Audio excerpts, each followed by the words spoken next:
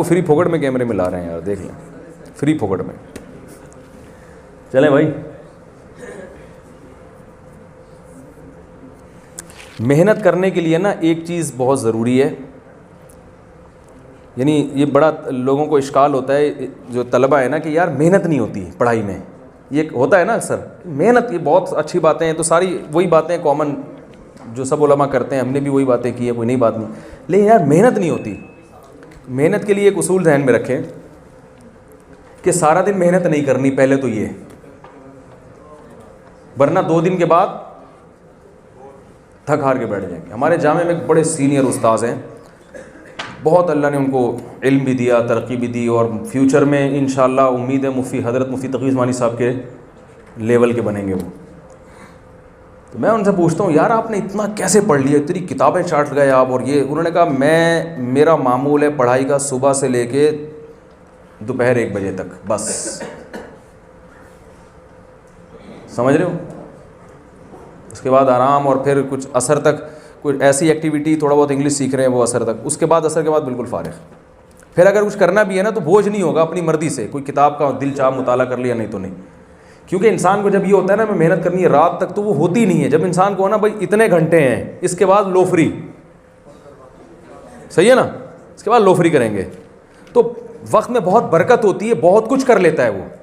हमारे जब मेहनत की तरगीब दी जाती है ना, 24 घंटे का शेड्यूल बना के दिया जाता है जो देखने में बड़ा अच्छा होता है, वो उसमें बहुत कम लोग कामयाब होते हैं। हमारे जैसे, हम जैसे सब एक ही जैसे हैं ना, वो नहीं चल पाते। वो 4 दिन के बाद बोलेंगे छोड़ो यार, अच्छी बड़ी ज़िंदगी गुजर रही थी हंसी खुशी ठीक है। तो एक टाइम होना चाहिए यहाँ से यहाँ तक, बस, इसके बाद नहीं। और वो सुबह का वक्त हो, सुबह के वक्त में, थोड़े वक्त में बहुत ज़्यादा काम होता है। फिर पढ़ने का तरीका क्या होगा ये मैं बताता हूँ जी भाई। अच्छा, अभी मैं ये बात कर लूँ फिर, ताकि मेरा टॉपिक मुकम्मल हो जाए ना। दूसरा ये कि किताब खोल के पढ़ने का दिल नहीं करता, ये भी एक कॉमन बीमारी है जो डेंगू से ज़्यादा फैली हुई है। किसी का भी दिल नहीं कर रहा, मेरा ख्याल है इस पाकिस्तान में एक बंदा भी ऐसा नहीं होगा।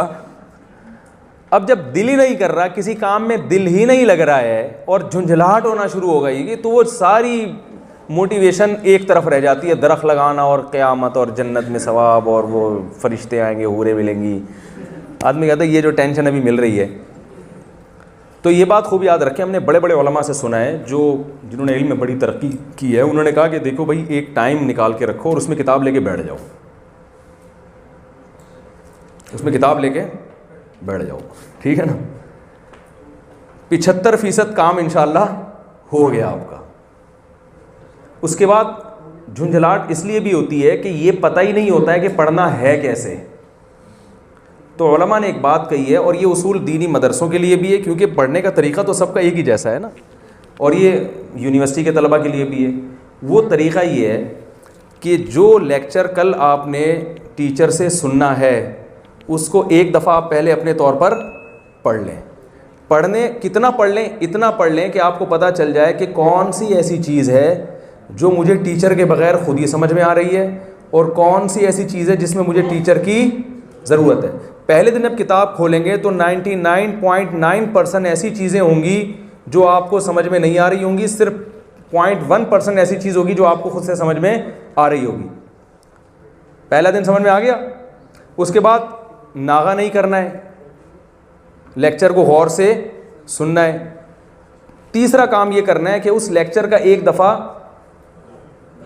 तकरार, जिसे हम उर्दू में कहते हैं ना, रिवाइज करना है, किसी को बिठा के सामने, ऐसे देख के नहीं, बल्कि वो यानी वो लेक्चर आप डिलीवर कर दें किसी दूसरे को, किसी को बिठा लें, पैसे दे के बिठा लें, बेशक बंदा 50 रुपये ले ज़रा बैठ जाए 15 मिनट के लिए, तो वो आपने उसको, वो अपने जो लेक्चरार है ना उसी के स्टाइल में पूरा लेक्चर उसको सुना देना है। बस ये आज का काम, एक दिन का काम आपका ख़त्म। फिर अगले दिन के लेक्चर की तैयारी। इससे क्या होगी, आपकी सलाहियत किताब समझने की बढ़ती चली जाएगी, और साल के आखिर में आप देखेंगे जब आप आखिरी आप मुताला कर रहे होंगे तो 99.9 आपको समझ में आ रहा होगा। 1% है जिसमें आपको टीचर की नहीं आ रही समझ में बात, और मज़ा आना शुरू हो जाएगा। जब किसी कोई काम समझ में आता है ना तो दिलचस्पी पैदा होना शुरू होती है। होता ये है कि शुरू में ही वो वो लेक्चरार ने पढ़ना शुरू किया, वो जब जिस टॉपिक को आपने पहले पढ़ा ही ना, वो किसी के पढ़ाने से समझ में नहीं आता। वो शुरू में बोरियत, फिर समझ में नहीं आ रहा, फिर झुंझलाहट, फिर क्या मुसीबत, ये क्या है, ये क्या लिखा हुआ है, क्या है। वो ऐसी झुंझलाहट पैदा होती है इंसान को, तो फिर कहता है पता नहीं किस मुसीबत। फिर वो फर्रे तलाश करता है इम्तिहान में कामयाबी के लिए। फिर वो 5 साल पेपर, 5 ईयर्स, और उसमें कौन कौन सा सवाल आया था, कौन कौन सा नहीं आया। तो ये विजन क्या तेल लेने। जिस आदमी का मकसद सिर्फ नंबर हासिल करना, वो उसका कोई विजन होता है भाई? कोई विजन कहाँ चला गया? तेल लेने गया। तो इसलिए ये बहुत ज़बरदस्त तरीका है पढ़ने का। इसमें कभी कभार नागा भी हो जाएगा तो तौबा इस्तिग़फ़ार कर ले आदमी, फिर दोबारा से इसी ट्रैक तो सही होना चाहिए ना पढ़ने का। अब आप बताएं भाई क्या सवाल पूछ